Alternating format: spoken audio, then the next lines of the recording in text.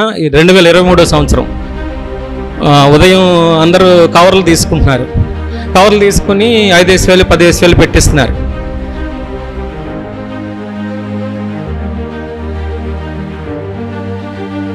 ఆ కానుకలు ఇస్తున్నప్పుడు నా మనసులో ఒక బాధ కలిగింది. అక్కడ కూడా చర్చే కదా నువ్వు కట్టేది, ఇప్పుడు ఈ డబ్బులు అక్కడ ఇవ్వాలా?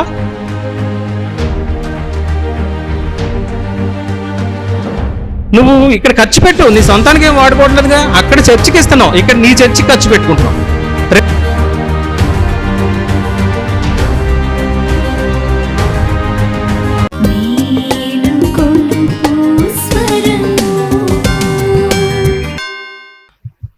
మూడు సంవత్సరాల క్రితం జనవరి 1 రోజున 2023 సంవత్సరం ఉదయం అందరూ కవర్లు తీసుకుంటున్నారు.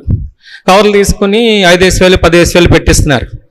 అంతకుముందు నా లైఫ్లో నేను పరిచర్యకు రాకముందు నేను కూడా సంఘ విశ్వాసం ఉన్నప్పుడు ఇచ్చాను.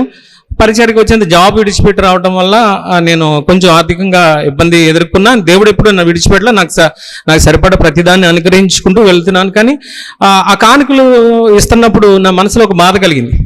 నేను కూడా ఇచ్చి ఉంటే బాగుండేది అని కవర్ అయితే తీసేసుకున్నాను, కానీ బాధగా చూస్తున్నాను అందరూ. ఇంకా ఇందులో నేను కూడా పెట్టేవలైపోయాను. 23 కరెక్ట్గా జనవరి 1 తారీఖున అనమాట 2023 సంవత్సరం.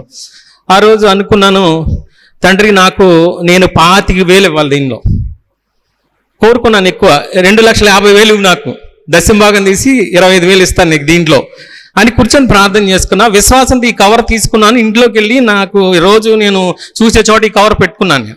ఇది 3 సంవత్సరాల క్రితం తీసుకున్నది, ఇదే కవర్ అండి. ఈ కవర్ అక్కడ పెట్టుకున్నాను. నేను పెట్టుకొని చూసి అప్పుడు ఇబ్బందులు ఏదో వస్తే కొంచెం పౌరుషంగా నేను ఒక బిజినెస్ చేస్తుంటాను. అంటే అవసరాన్ని నిమిత్తం చాలా తక్కువ సమయం చేస్తాను. ఒక 10% టైం కూడా దానికోసం ఇన్వెస్ట్ చేయను. ఎందుకంటే నా ఉద్దేశంలో నేను కొంచెం కష్టపడి పరిచర్యకి నేను ఖర్చు పెట్టుకుంటూ తిరుగుతూ ఉంటాను. అన్నకు కూడా తెలుసు ఆ విషయం.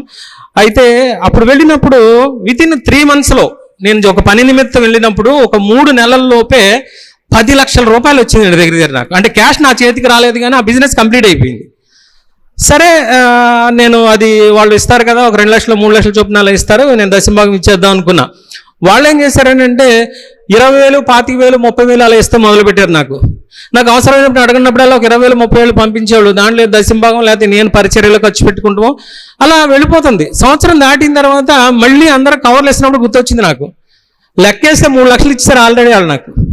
కానీ నేను దాంట్లో దశంభాగం ఒకేసారి తీయాలనుకున్నది మర్చిపోయి, వచ్చినప్పుడల్లా పక్కన పెట్టడం మర్చిపోయి నేను ఆ పరిచర్యకి ఖర్చు పెట్టుకుంటాం, లేకపోతే ఇక్కడ సంఘంలో ఏదైనా కార్యక్రమం జరిగినప్పుడు అన్నకి 2,000 3,000 ఏదైనా తీసుకొచ్చి అన్నకి ఇచ్చేసి వెళ్ళిపోవడం జరుగుతుంది. కానీ మనసంతా బాధ కలిగింది. అరే ఏంటిది, దేవుడు ఇచ్చేసాడు నాకు, కానీ నేను ఇవ్వలేకపోయినా 25,000 ఒక్కసారి.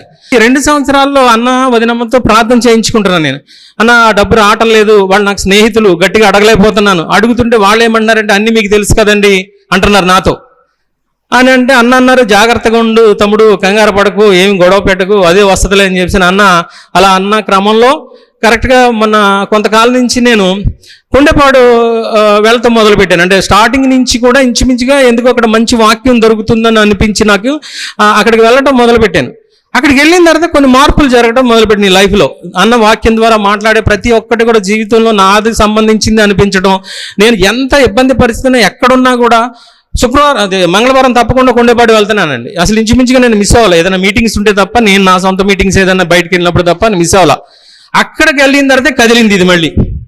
వాళ్ళు ఏమన్నారంటే, సార్ మీకు ఇస్తాం తప్పకుండా తొందరలోనే కొంత డబ్బు అని అన్నారు. అన్న తర్వాత కొంత డబ్బు నాకు పంపించారు. వాళ్ళు పంపించినప్పుడు కరెక్ట్గా అంటే ఎటువంటి శోధన వస్తుందని అంటే, నేను ఒక చర్చ్ స్టార్ట్ చేశానండి. అది ఈవినింగ్ సర్వీస్, అది జస్ట్ ఒక టార్పాలిన్స్ తోటి అది టెంపరీగా స్టార్ట్ చేశాను. వర్షాకాలం వచ్చేటప్పుడు దాన్ని ఇబ్బంది పడుతుంది అక్కడ పరిస్థితి. అక్కడ షెడ్ అది వేయాలంటే 60,000 70,000 ఖర్చు అవుతుందని నేను అంటున్నారు అక్కడ అడిగితే. సరే, నాకు వచ్చిన డబ్బు ఈ దశంభాగం తీసిస్తుంటే అక్కడ అడ్జస్ట్ అవ్వట్లా, నాకు వాడుకుంటా ఉంచుకోగా. ఇక్కడ ఎవరో ఏం మాట్లాడుకున్నా నాలో వస్తున్న ఆలోచనలు ఏంటంటే, అక్కడ కూడా చర్చే కదా నువ్వు కట్టేది, ఇప్పుడు ఈ డబ్బులు అక్కడ ఇవ్వాలా? నువ్వు ఇక్కడ ఖర్చు పెట్టు, నీ సొంతానికి ఏం వాడుకోవట్లేదుగా. అక్కడ చర్చికి ఇస్తున్నావు, ఇక్కడ నీ చర్చికి ఖర్చు పెట్టుకుంటున్నావు, 2 పర్లేదు అంటుంది. కానీ నా మనసాక్షి ఏం చెప్తుందంటే, ఎట్టి పరిస్థితుల్లో అక్కడ నేను మొక్కుకున్న మొక్కుబడి చెల్లించి తీరాలి, నా సంఘం అక్కడ కట్టపోయినా. నా మనసులో అయితే చాలా బలంగా అనిపిస్తుంది.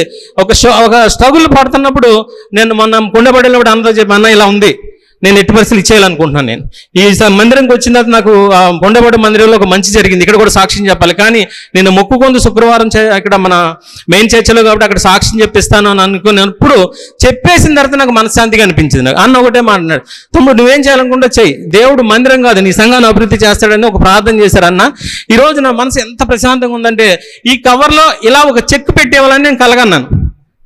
డ్రీమ్స్ కమ్ ట్రూ అని ఈ 25,000 రూపాయల చెక్ దీంట్లో పెట్టి అన్నకి ఇవ్వాలని నేను మనసులో అనుకున్నాను. అది నాది ఈ రోజు నిజమైంది. ఆ 3 సంవత్సరాలు కూడా నిరీక్షణతో ఉన్నాను. నేను ఖచ్చితంగా దేవుడు ఇస్తాడు నాకని ఈ కవర్ని మీరు గమనించండి. 3 సంవత్సరాల నుంచి ఈ కవర్ని ఇలాగే పెట్టి ఉంచాను నేను. అంటే ఈ కవర్లో పెట్టిస్తాను నేను నమ్మాను. నేను దేవుడి సాక్ష్యాన్ని దీవించును గాక.